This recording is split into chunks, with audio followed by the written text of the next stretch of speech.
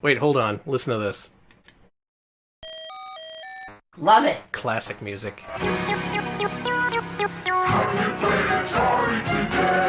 So what's next? What kind of Atari games we playing next, Danny? Bad ones. Alright, we're going a little bit off script here. This is a game that was not put in Cass's care package.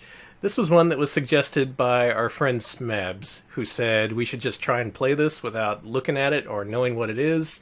So I'm going to hand the controllers over to Alex. Cool. Let me turn on the audio. Okay. What game is this? This is a game called Golf. 1978 Atari, just Golf. Hit the plus button to start. Okay. That's Golf. You seem to be a golfer. I think the hole is down there in the lower left.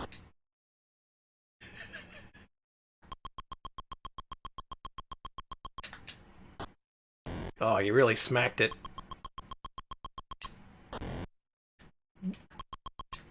So I assume the controls are not what you expect.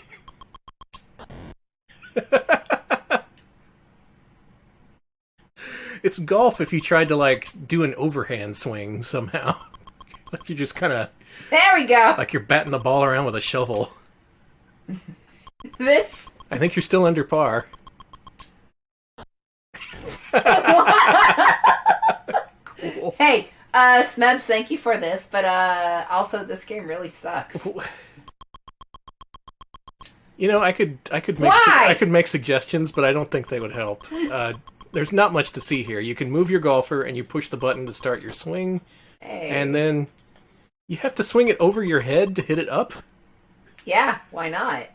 Is your golfer standing on his head? All right, 10 strokes. I think the stroke limit is 50. I got it. 17, 18. Let's try this. Hold on. Nope. No. All right, let me try. Okay. This is an intriguing problem right here. Okay, you hold the button and then you release it, I see. This is like... None of this makes any sense. It works... You have to put yourself on, like, the opposite side of where you'd expect to be. And even then... Oh, God. Alright, I think I know how to improve this game real quick. There you go. That's there you the go. real golf game. Why don't you put Rolo where I'm supposed to hit the ball? Okay. Yeah. Aim This towards helps. Rolo. This helps, thank you. I'm making it. Are you gonna... There we go. I figured this out. I'm gonna hit it one pixel at a time. I'm just seeing so many Rolos in chat. Have I reached the stroke limit? 47? I hope so. Oh, here we go. Oh, I got this. I got this. I got this. This is gonna happen. Why don't you remove the Rolo like you would remove the pin from the cup? Yes, I did it! I did it! Oh my god! Oh my god! Oh my god! Oh my god! Oh my god! 53 strokes, a new record. Okay. Also, stroke limit! You've reached the stroke limit. Oh, you certainly have. To keep playing this game, you'd have to be nuts. Please don't. Some people consider this a classic. I don't think I'm one of them. I don't think it's a classic. Let's go back to the script. All right. So, yeah, Cass prepared us a whole bunch of bad games in addition to good ones. Let's start working our way through these with boxing. Uh-huh. Alright, Cass says, it's boxing on your Atari 2600 video game computer system. And it stinks on ice. Exceedingly basic. It sticks out like a sore thumb in Activision's launch lineup as a third-party publisher for the hardware, boasting arguably the most basic gameplay and simplistic presentation of their 4 first impressions on the market. Yeah, you just push the button and you alternate between your left and right fists, it looks like. At the end of the day, there's just not enough to it for competitive play to feel at all fun or challenging, as it all amounts to waggling up and down and hoping that you're the one lucky enough to land a hit while spamming your punches. This is sort of the bare bones dribble those damn millennials probably think of when they picture old games in their head. Hey, keep your editorializing out of this. Millennials like this just fine. Millennials love Activision's boxing for the Atari 2600. Yeah, between Fortnite matches, they boot up their Atari and just go to town. Some of them prefer these games to Fortnite. Yeah. Man, if I didn't know this was boxing, I don't know if I would be able to figure that out just from the graphics. I will say, I think the animation is very nice.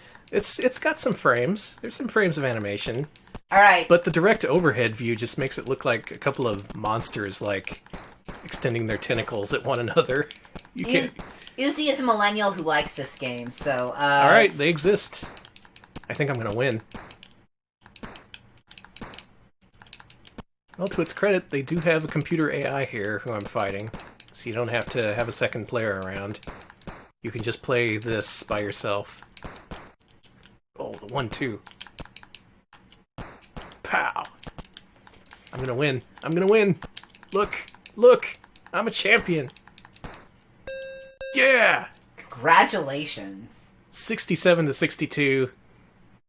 The winner, and still world champion, White. Congrats to, White congrats figure. to your boxer. Good work. Let's move on. Donkey Kong. Oh, we have the story behind this game here, so, this is... Okay, first of all, this game is notable because for many sitcoms, whenever they call for generic video game sound effects, they use this game. Like that exact sound effect They right do there. use that, do Mhm. Even nowadays. Alright, Cass says, fascinating story behind this one deals with Coleco deliberately phoning in development for this version of the game, as well as a conversion to Mattel's Intellivision. Instead, focusing the bulk of their efforts into making a version of the game for their own ColecoVision hardware, Oh the my far and God. away superior version of the game. That makes sense. That makes so much sense. Literally, they made sure that this Atari version of the game looked and played in entirely inferior fashion to another version of the game they had in development, so that they could boast that their console was a superior piece of hardware. Yeah, they had commercials where they showed these side by side, and they were like, look at this shitty game. Who made this? I don't know. That's hilarious. And so, while folks take Nintendo's own NES conversion to task for missing one of 4 stages from the original, Coleco only bothers to include 2, the first and the last. 2? And honestly, they don't bother to do a particularly good job of recreating either of them here. Alright, well, let's see level 2. People wow. Oh, we've got some bits here. We got 100 bits from Uzi to say that boxing is good, and 100 bits from Frappe Fiasco to also think boxing is good. So. Nice, thank you. I'm sure, yeah, people like boxing. It's an Activision game. I won't think less of you if you enjoyed it. It was stupid, simple fun. And I'm glad we have a varying range of opinions on these games. Well, honestly, yeah, that's nice. That's a fascinating story, because, yeah, there were commercials where they put them side by side. They said, look at the Atari version, look at the Coleco version. It speaks for itself. Look at the Atari cover art, Danny. That cover art's amazing. Fuck, Kong is gonna rip your ass off! Also, they're on a laser grid or something? It's like Tron, but Donkey Kong. I love it. Donkey Trong. Oh my. This, yeah. What a thing. What a kind of scummy thing to do. Mm-hmm. To program the shit version and then say, wow, look at this shit version. That's really funny. I'm sorry. Double Dragon, 1989. So this is one of the later ones. I think Cass says to play this 2 players, so Yes. let's give that a shot. Another late release for the console, as part of Activision's attempt to support the 2600 and Atari in their fight for market share against Nintendo's NES. Naturally, this worked out super well for Atari, and is why Nintendo is a completely forgotten company that struggles for relevancy with weird cryptocurrency and crowdfunded consoles. Yeah, this is the one that put him over. Alright. Any- Game 2. I'm surprised this is 2-player. Oh my god. Well, there's Billy and Jimmy Lee. Looking about as much like themselves as they ever have. Oh, fuck. This is really difficult. This was released? This isn't like a weird homebrew? No? We died. The Lee brothers have died on the streets. Holy shit. These guys do not let up. Okay, I got one guy. Well, that guy got me. Oh, I can't go to the bottom of the screen. We're confined to our own segments of the street here. Oh my god, you're right! And there's no scrolling, of course. There's a nice sunset back there. This is Double Dragon? Well, I mean, I was impressed by Junior Pac-Man, but this... Bimmy died.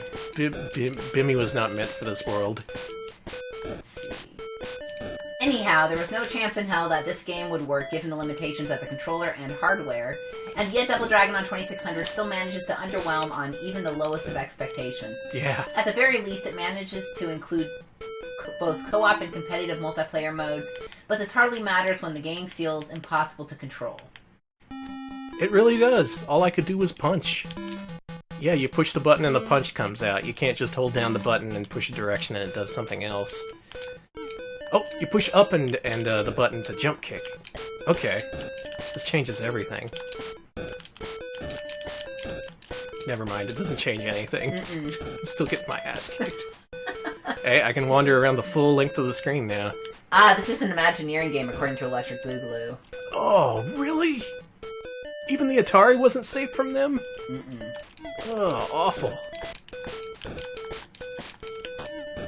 Well, if you had an Atari in 1989, and your parents didn't love you enough to get a Nintendo by that point, I'm sorry, I'm sure they loved you very much. That's not fair. Oh, come on. Poor parents love their kids. Yeah.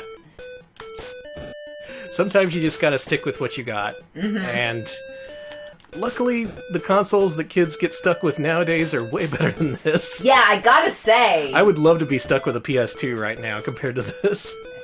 Holy shit. Firefly. Okay, Cass has a very lengthy explanation about this game. It's gonna take me a bit to go into it, so give me a second here. Okay. Firefly is 1983 Mythicon. Cass says... One second, I gotta get some water. Yeah, stay hydrated. Cass says, and I quote, the absolute dogshit worst. I can't figure out what to do, so that's a good start. And that's all she's got. Oh, so, that's all she says? That's all she says, is the absolute dogshit worst. Alright, well this is the absolute dogshit worst of the 2600, and I'm inclined to believe her because you can't touch that thing. You die. This music, Atari Spot says ready your ears, and JP Ronnie says human music. Alright, I'm switching to game 2. Yeah, this is the music. Yeah,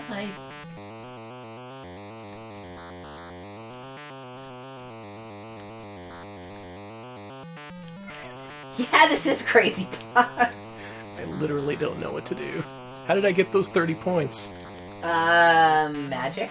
Oh, I do it by grazing this thing, it looks like. Or no? No, I was wrong. Game 3? Yeah, that still happens. Oh, now it's 2-player. Fuck that. Yeah, I'm not playing this dog. Alex has standards. Well, great soundtrack. Can't really say much for the game, though.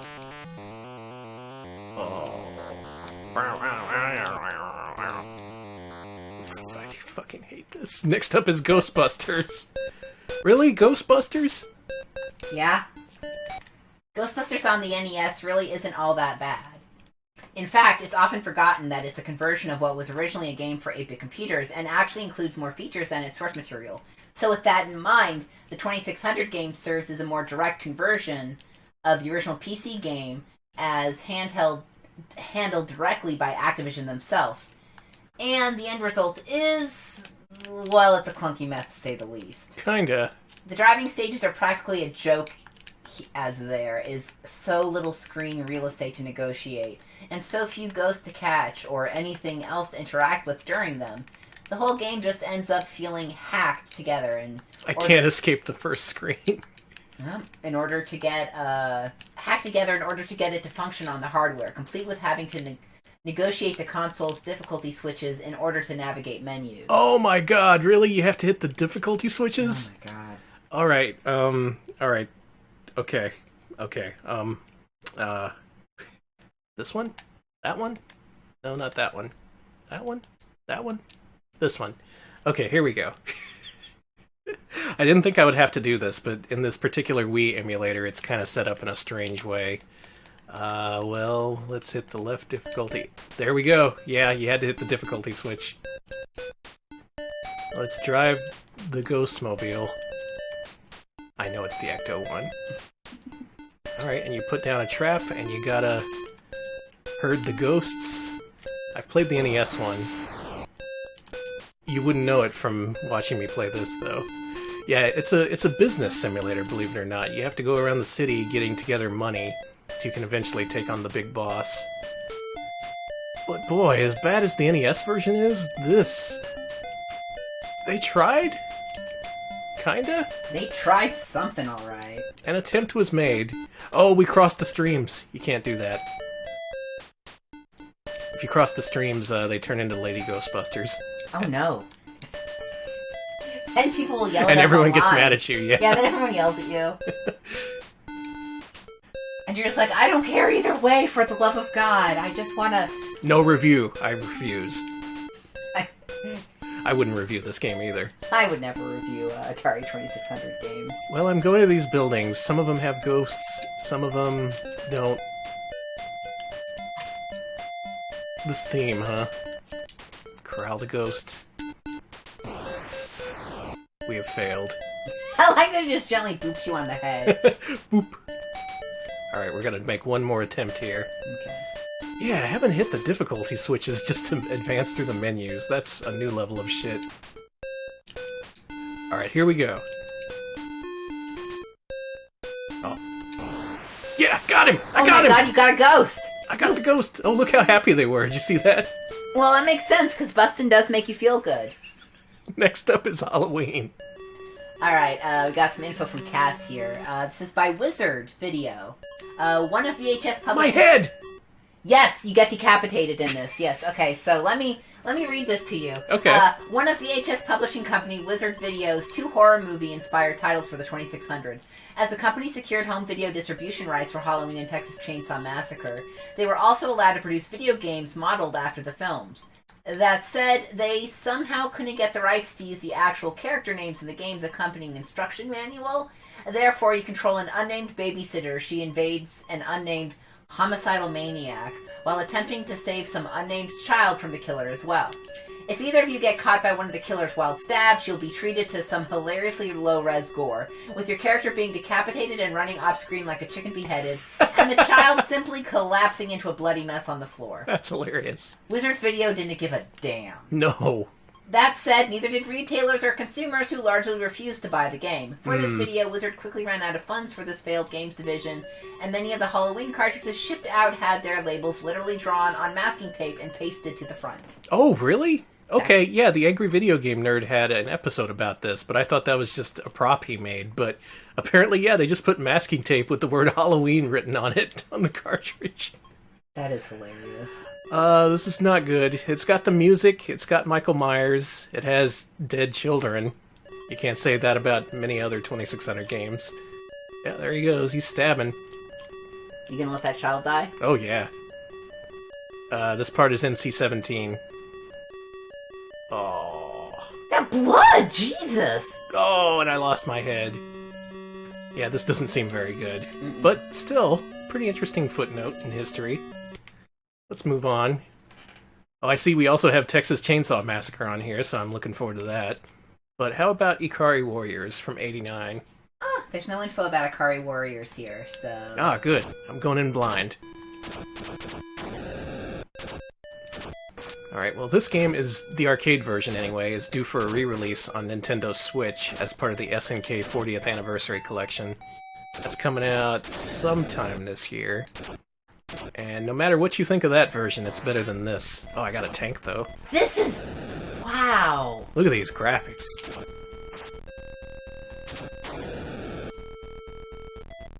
This is the music. It's attempting the music from the arcade and NES game. I really gotta wonder if this is worse than the NES one, because NES one was by Micronics. Ikari Warriors, everybody. I like the strut I do, look at that. He's just like,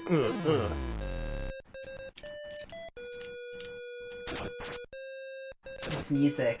So if you wanted to buy the latest arcade hits for your 2600 in 1989, you could, that's a thing you could do. I'd imagine you'd learn your lesson pretty quick, though. That strut, though. I love that strut. He's just too badass. Yeah, you can tell by the way he walks.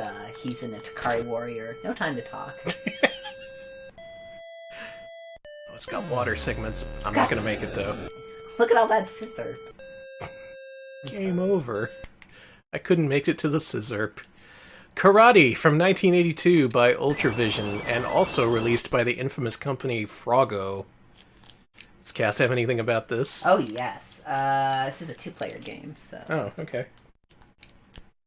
Here we go. Oh, we're dancing. Oh, we're dancing.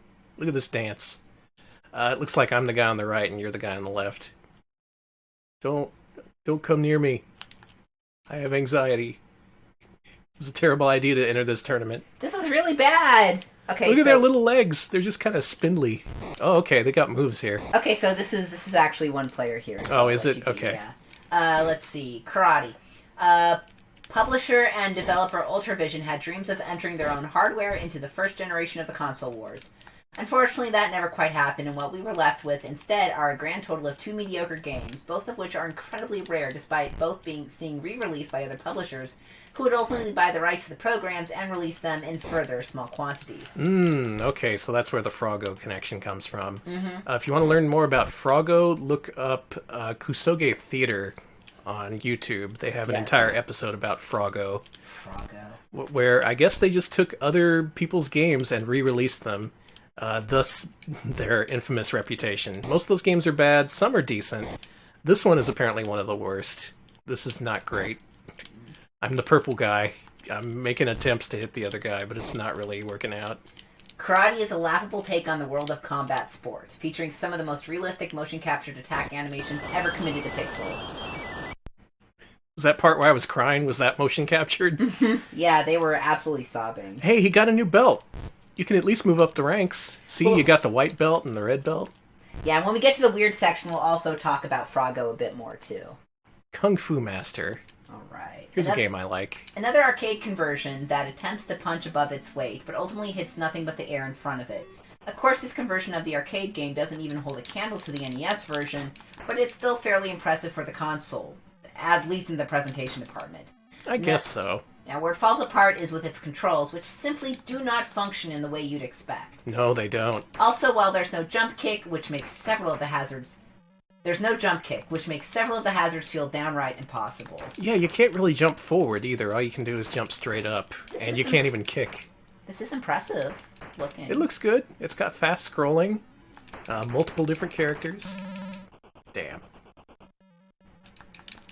Oh, but it's really hard to get loose from the guys once they grab onto you. It was hard in the original arcade game, but not to this extent.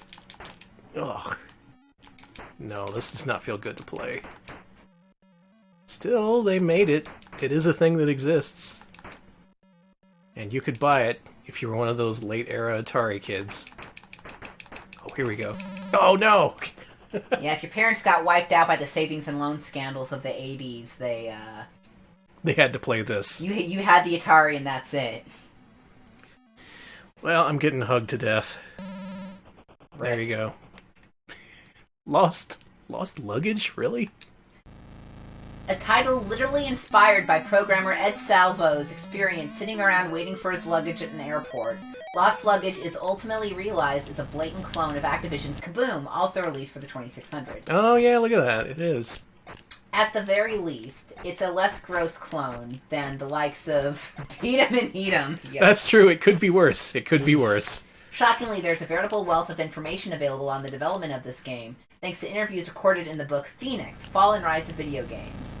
These include details such as a half-hour brainstorm session that resulted in this game's finalized title, and that the game was originally intended to feature a graphic for a luggage train at the top of the screen, which couldn't be realized due to 4 kilobit cartridge limitations. Yeah, not much you can do with that.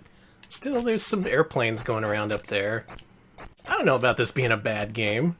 It's playable. Oh, then again... What? Oh, everyone's luggage went everywhere.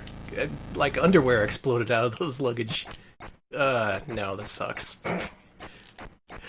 I know I changed my mind in like half a second there, but this is not good.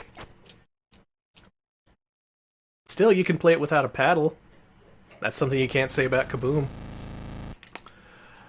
Oh, I know this game. You don't gotta tell me about this game. Wait, hold on. Listen to this. Love it. Classic music.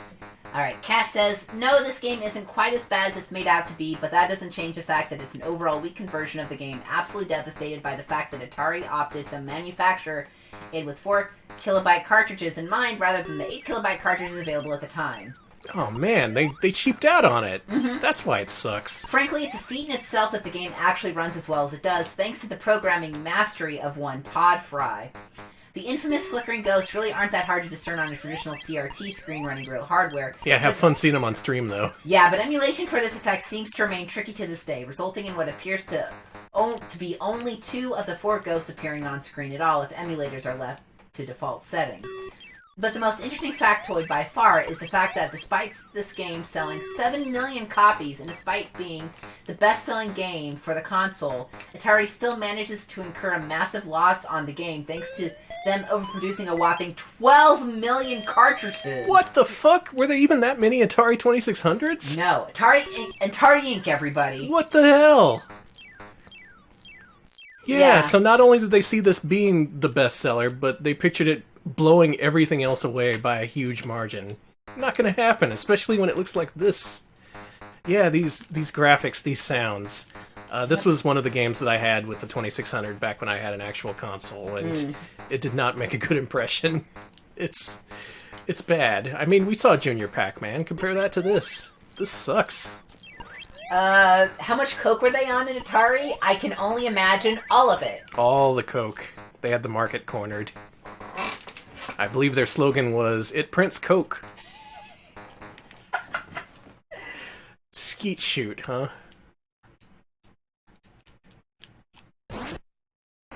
Alright, this is 1981 by Apollo. Cass says, when your skeet shooting game pales in comparison to the Philips CD shoot, there's a chance you probably messed up somewhere along the way.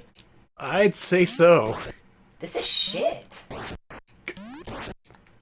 I can shoot from one of 3 angles, none of which the actual skeet is traveling towards. Oh, I almost got that one. People saying that this is obviously one of those Mystique games and asking if we're allowed to stream this.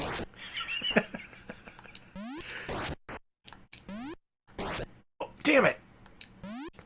Yeah, I'm never in a position where I can hit the thing. And when I am, the bullet doesn't travel fast enough. See?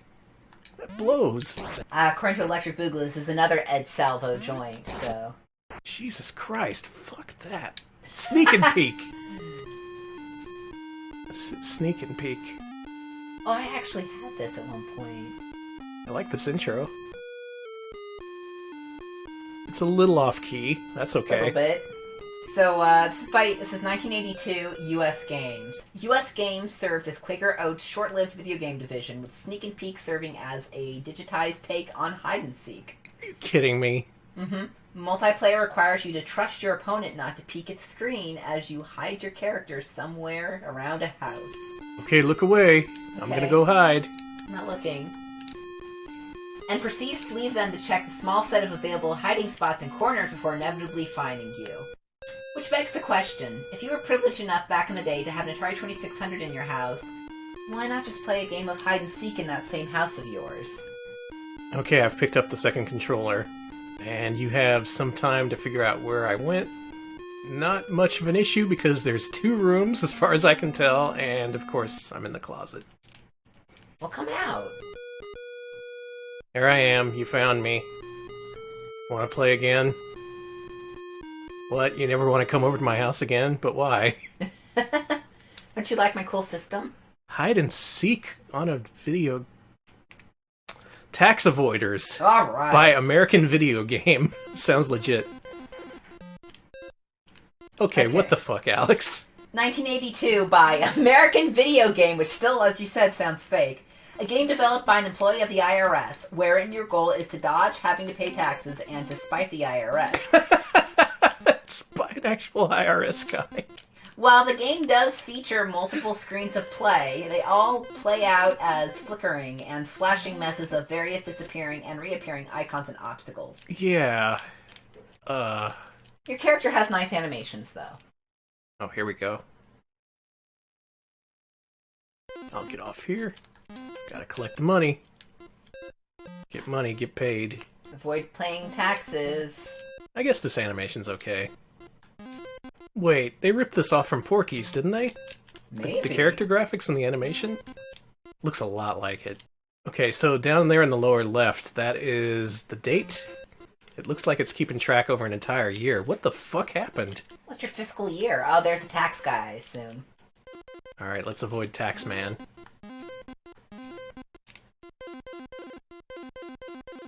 I got the splotch. I got the briefcase. You can't catch me, Taxman. I got all the splotches. What are you supposed to do now? I guess just avoid him? I guess so. Oh, my money's counting up, though. I'm getting rich just by playing this. I'm an Atari millionaire. Ah, so the programmer of Porky's also designed this game. That would make sense, then. Yeah, I've seen Porky's elsewhere. That looks like a pretty wild game. Okay, well, tax avoiders. Finally, the Texas Chainsaw Massacre. Oh boy. Lizards, let's see. Oh, you play as Leatherhead? Leatherface? Is it Leatherface or Leather? It's Leatherface. Okay. 1983 Wizard. Cass says, Wizard's other attempt at a licensed horror film title, The Texas Chainsaw Massacre, actually puts you in the shoes of Leatherface as you hack apart hapless victims. Of course, this is rendered in the most vague and Beep. Okay, did you plug in your Dreamcast VMU? That sounded like a VMU. Yeah. Of course, this is rendered in the most vague and indiscernible presentation, technically possible. So I don't expect anyone to lose Got him. with this one. Yeah, I hacked him up. Oh wow, they're Watch out for the wheelchairs, Leather. Wow. Well, one hit you in the head. Oh, here we go. A victim. All right. Let's chainsaw him.